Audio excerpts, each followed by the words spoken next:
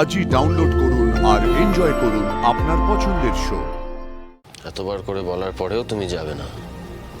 ডাক্তারিটা তো ছেড়েই দিয়েছিলে, এরপর আবার নিজেকে নতুন একটা কাজে নিয়োগ করেছো, বেবি সিটিং, তাই না?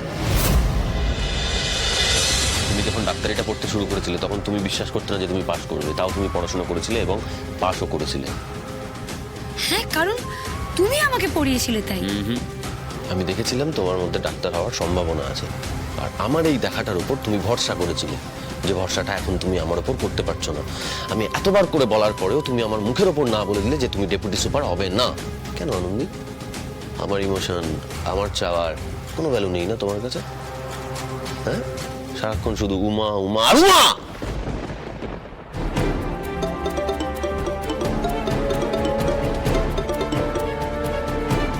হ্যাঁ সুবর্ণা, বলো। হ্যাঁ চিফ, আমি আপনার বেশি সময় নেব না। আসলে গত 2-3 দিন ধরেই না একটা কথা আপনাকে অনেকবার করে বলার চেষ্টা করছি, কিন্তু কিছুতেই বলে উঠতে পারছি না। চিফ, মেডিনেস্টের ডেপুটি সুপারের চেয়ারে একজনকেই মানায়, আর সেটা আনন্দী। আপনি প্লিজ সেটা আনন্দীকে বোঝান। আপনি আনন্দীকে নিয়েই ব্যাঙ্গালোরে যান। আর তাছাড়া আমার মেয়েকে এভাবে একা ফেলে আমি ব্যাঙ্গালোর তো চলে যেতে পারবো না। Please chief, it's a request. তুমি বললে, আমি শুনলাম, দেখছি।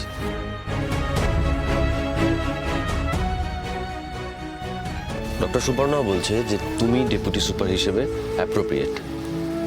ও যেতে পারবে না, ওর মেয়েকে একা রেখে ব্যাঙ্গালোর যেতে পারবে না। আর তুমি তো এদিকে যাবে না, তুমি যাবে। আর কি করছো তুমি?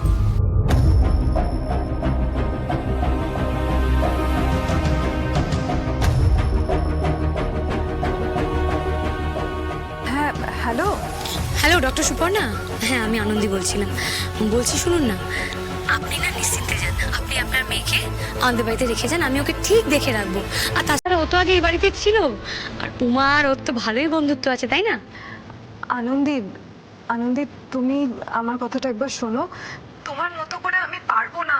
Anandi, you are the best in this department. Doctor Suparna, আপনি তো একজন মা, একজন মা হয় আপনি নিশ্চয়ই বুঝবেন যে কেন আমি উমাকে ছেড়ে কোথাও যেতে চাই না, তাই না? আমি বলছি তো, এখানে আনন্দে থাকবে, ভালো থাকবে, কোনো অসুবিধা হবে না। ডক্টর সুপর্ণা, আমি আপনার মেয়েকে করাদিন ঠিক সামনে রাখবো। আপনি দয়া করে না করবেন না, আপনি নিশ্চিন্তে ব্যাঙ্গালোরে যান। আচ্ছা, আপনার কি আমার প্রতি এতটুকু ভরসা নেই? না না আনন্দী, বিষয়টা সেরকম না। আমি তোমার উপর অবভিয়াসলি ভরসা করি। আচ্ছা আচ্ছা, ঠিক আছে, আমি যাব, আমি ব্যাঙ্গালোর যাব। Thank you. Doctor Suparna Bangalore যাবেন, উনি সবটা ঠিকঠাক করে সামলেও নিতে পারবেন। আমার সাথে কথা হয়ে গেছে, হয়ে গেল। এতবার করে বলার পরেও তুমি যাবে না। ডাক্তারিটা তো ছেড়েই দিয়েছিলে, এরপর আবার নিজেকে নতুন একটা কাজে নিয়োগ করেছো, বেবি সিটিং, তাই না?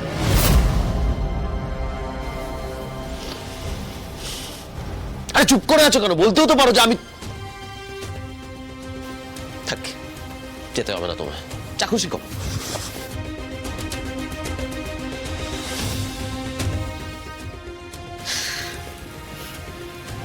আই এম সরি আদি, আমি জানি তুমি আমার উপরে রাগ করেছো, রাগ করাটাই স্বাভাবিক, কিন্তু আমার কিছু করার নেই গো।